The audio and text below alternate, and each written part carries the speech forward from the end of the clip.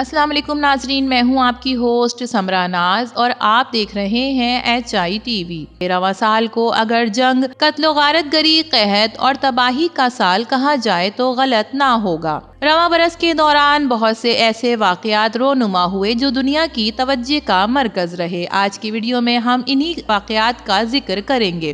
ناظرین، رواں برس مشرق وسطیٰ تنازعات میں گھرا رہا۔ 7 اکتوبر 2023 کے حماس اور اسرائیل کے درمیان جنگ کا نہ رکنے والا سلسلہ آج بھی بھرپور طریقے سے جاری ہے۔ فلسطین میں اسرائیل کی جانب سے خون کی ہولی کھیلی جا رہی ہے، جبکہ دنیا خاموش تماشائی کا کردار ادا کر رہی ہے۔ نتین یاہو کی پشت پناہی میں حماس کو ختم کرنے کا عزم لیے صہیونی فورسز اب تک 44,000 سے زائد بے گناہ فلسطینیوں کو شہید کر چکی ہے، جبکہ 1 لاکھ سے زائد زخمی اور ہزاروں افراد اپنے گھروں سے محروم ہو چکے ہیں۔ غزہ کے شمالی حصوں میں عمارتیں کھنڈرات کا منظر پیش کر رہی ہیں، جبکہ غزہ کی پٹی پر بھوک، افلاس اور قحط نے ڈیرے ڈال رکھے ہیں۔ سال 2024 یقیناً حادثات اور اموات کا سال رہا۔ جنوری میں ایران میں سابق جنرل قاسم سلیمانی کی 4تھی برسی کی تقریب میں 2 زوردار دھماکے ہوئے۔ ان دھماکوں کے نتیجے میں 103 افراد اپنی زندگیوں سے محروم ہو گئے، جبکہ سینکڑوں لوگ زخمی ہوئے۔ اپریل 2024 میں ایرانی صدر ابراہیم رئیسی اپنے وزراء سمیت آذربائیجان کے نزدیک ایرانی سرحد پر ہیلی کاپٹر کریش ہونے کے باعث جاں بحق ہو گئے۔ ستمبر 2024 کے دوران برازیل کی ریاست ساؤ پالو میں ایک طیارہ کریش ہو گیا۔ حادثے میں کریو سمیت سوار تمام 62 افراد ہلاک ہو گئے۔ 30 جولائی کو بیروت میں اسرائیلی فضائیہ کے حملے میں حزب اللہ کے اعلیٰ فوجی کمانڈر اور اسرائیل کے اعلیٰ ترین اہداف میں سے ایک فواد شکر کو بھی شہید کر دیا گیا۔ امریکہ نے ان کے سر کی قیمت $50 لاکھ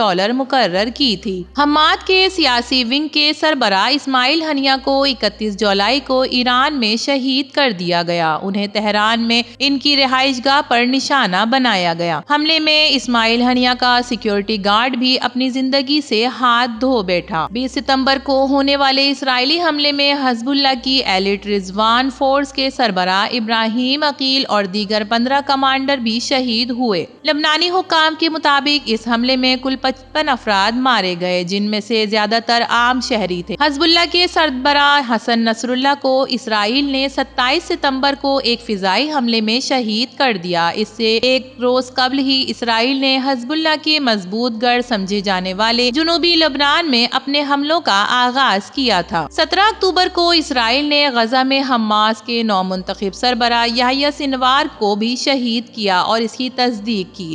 یحییٰ سنوار کی موت فلسطینی گروپ کے لیے ایک بہت بڑا دھچکا ثابت ہوئی، جس سے وہ 7 اکتوبر 2023 تک لڑتا رہا۔ سال 2024 کو دنیا بھر میں انتخابات کا سال بھی قرار دیا جاتا ہے۔ امریکہ سے لے کر یورپ اور ایشیا تک تقریباً 30 سے زائد ممالک میں انتخابات کا انعقاد کیا گیا۔ بنگلہ دیش میں سب سے پہلے انتخابات کا انعقاد کیا گیا، جبکہ دنیا بھر میں شروع ہونے والے انتخابی سلسلے کا اختتام 5 نومبر کو سب سے زیادہ نتیجہ خیز انتخابات کے ساتھ ہوا۔ امریکی عوام نے ڈونلڈ ٹرمپ کو جیت کا سہرا پہنا دیا۔ ناظرین، رواں برس جنوبی ایشیا کے 2 اہم ملک پاکستان اور بھارت میں بھی انتخابات کا انعقاد کیا گیا۔ پاکستان میں شہباز شریف اور ہمسایہ ملک بھارت میں مودی ایک بار پھر سے وزیر اعظم بن گئے۔ روسی صدر ولادیمیر نے یوکرین میں جنگ کے 2 سال بعد اپنے عہدے پر فائز رہتے ہوئے مارچ کے انتخابات میں اپنی 24 سالہ حکمرانی کو مزید 6 سال تک طول دے دیا۔ اسرائیلی وزیر اعظم کی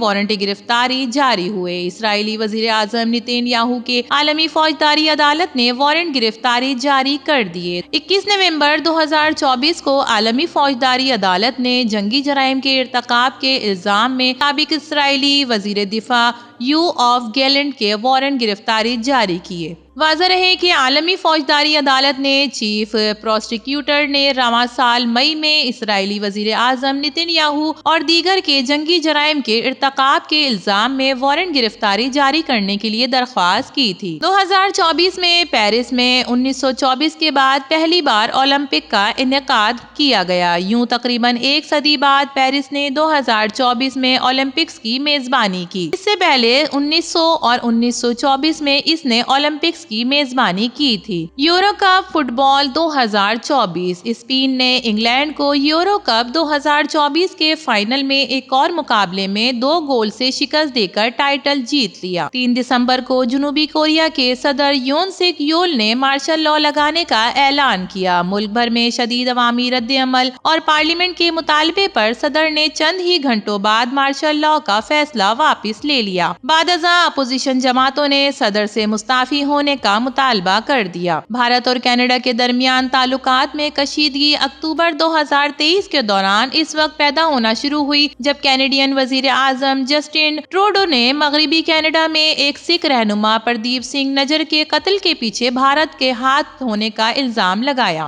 بھارتی نژاد کینیڈین شہری ہردیپ سنگھ نجر کو رواں سال جون میں کینیڈا کے شہر وینکوور میں قتل کر دیا گیا، جس کے بعد دونوں ممالک میں تناؤ بڑھ گیا۔ سفارتی تعلقات معطل ہوئے اور سفارتکاروں کو ملک بدر کر دیا گیا۔ اس کے بعد معاملے پر بات چیت جاری رہی۔ 23 نومبر 2023 کو امریکہ نے بھارت کے خلاف ایک ایسا ہی پنڈورا باکس کھول دیا۔ ناظرین، اس سال بھی بڑے پیمانے پر موسمیاتی تبدیلیاں دیکھنے میں آئیں۔ شدید گرمی، سیلاب، غیر متوقع بارشیں اور سمندری طوفان سے تقریباً پوری دنیا ہی متاثر ہوئی۔ جاپان، تھائی لینڈ، فرانس، امریکہ سمیت بیشتر ممالک میں سمندری طوفان سے ہزاروں افراد ہلاک ہوئے۔ 2024 تاریخ کا گرم ترین سال ثابت ہوا۔ یہ پہلا سال ہے جب عالمی درجہ حرارت 1.5 ڈگری سینٹی گریڈ سے اوپر چلا گیا۔ اپرنیکس کلائمیٹ چینج سروس کے اعداد و شمار کے مطابق اکتوبر 2024 گزشتہ اکتوبر کے بعد دوسرا گرم ترین اکتوبر ریکارڈ کیا گیا۔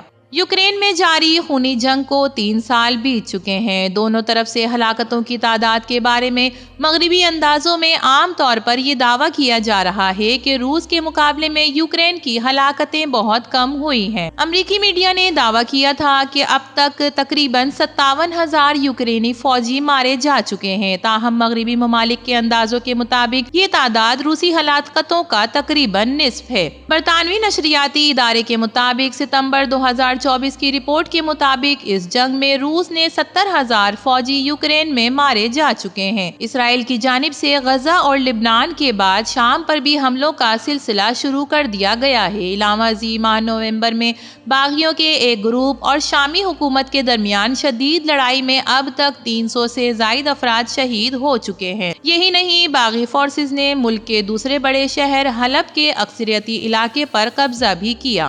2024 میں شام میں انقلاب آیا۔ ناظرین، 8 دسمبر کو شام میں اسد حکومت کا خاتمہ ہوا۔ تحریر الشام کی قیادت میں حزب اختلاف کی فوج کی بڑی کارروائی کے بعد ترکی کی حمایت یافتہ شام نیشنل آرمی کے تعاون سے صدر بشار الاسد کی قیادت میں شام کی حکومت گر گئی۔ شام میں 50 سال سے زائد عرصے کی اسد خاندان کی حکمرانی کا خاتمہ اور جاری شامی جنگیں ایک اہم موڑ سمجھا جاتا ہے۔ ناظرین، آپ نے 2024 میں کیا کھویا؟ 2024 کا سب سے یادگار لمحہ کون سا ہے؟ کامنٹ سیکشن میں ضرور بتائیے گا۔ وہ کون سے کام تھے جو 2024 میں آپ کرنا چاہتے تھے لیکن کر نہ سکے؟ ان کا بھی ذکر کامنٹ سیکشن میں کیجیے گا۔ ویڈیو پسند آئے تو اسے لائک کیجیے، HITV کو سبسکرائب کیجیے۔ تو پھر ملیں گے کسی اور نئی ویڈیو کے ساتھ، تب تک کے لیے اللہ حافظ۔